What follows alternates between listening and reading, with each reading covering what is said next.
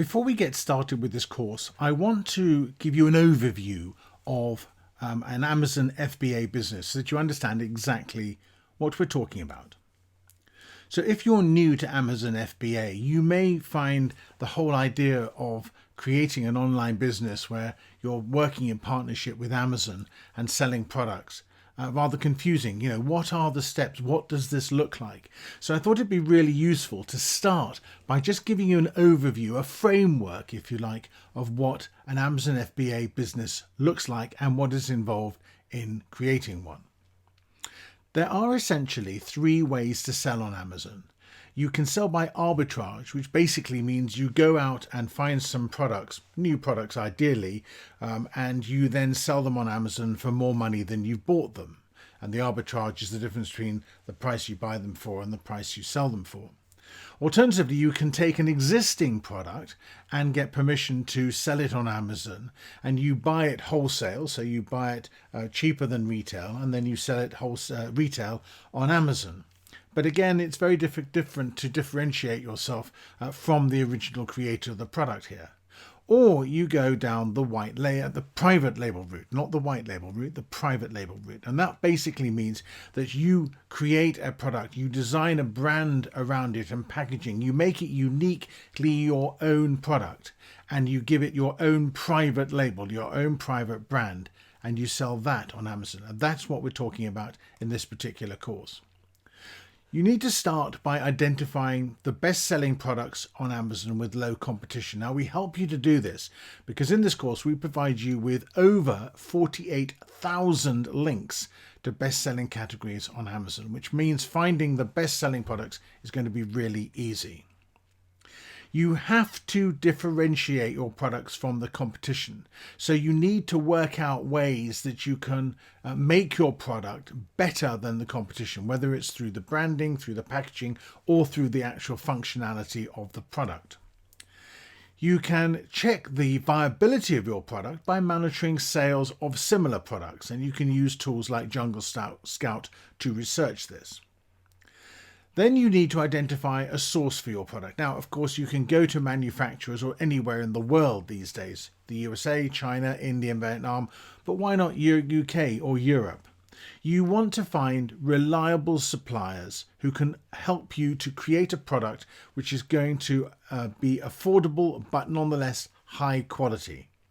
And you will want to create your product uniquely. So you're not going to white label somebody else's product with no distinguishing features. You want to have a private label product that you're going to call your own. So what you have to do from all your research then is start with one product. And it's critical you just focus on this one product to get going. You need to create your brand name, your logo, and your packaging. Now, if you're not naturally artistic, and I certainly fall into that category, then you can go to somewhere like Fiverr.com for freelancers who will be able to help you to do this affordably. Fiverr sellers can help you with keyword research, writing your listing, logo creation, and things like photograph optimization and background removal. If you just go to Fiverr.com and type in Amazon and see what comes up in terms of the alternative, you'll see very quickly the wide range of services that can help you with your listing. Next, you need to order a sample from your chosen supplier. It's really important that you go through this step and you carefully check out the sample for quality, and ideally get somebody you know to trial the product, or maybe get half a dozen copies of the product and get a few people to trial it and then get feedback on that and then act on that feedback. Then you can think about ordering your first order to test your sales in the marketplace. Now, the big question here is, how much do you go and buy for your first order? Well, part of this may be determined by the amount of money you have available. You may just only have a certain budget, whatever that may be.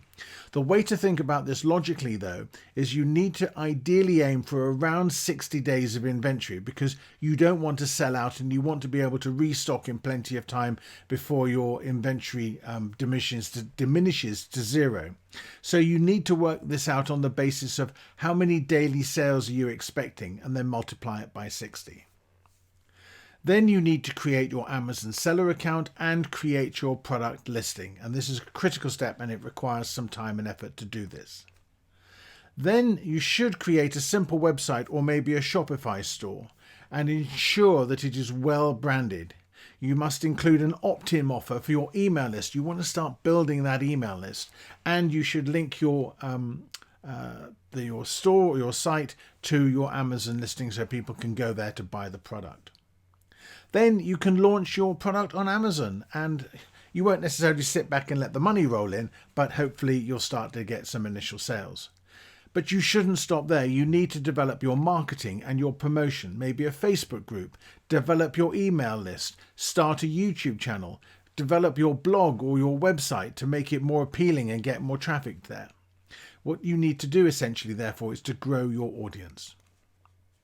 Then you have to scale your business. This is the next step. So you can think about creating new and more additional products using the same branding. You should have more promotions to get more traffic and more sales. And you should be prepared to reinvest your profits from your existing business into your business in order to grow it, rather than just taking all the money straight out. So that, in a nutshell, is what an Amazon FBA business is all about. And you can see that there are some very clear steps to it. It does require a lot of hard work, but it can be incredibly rewarding.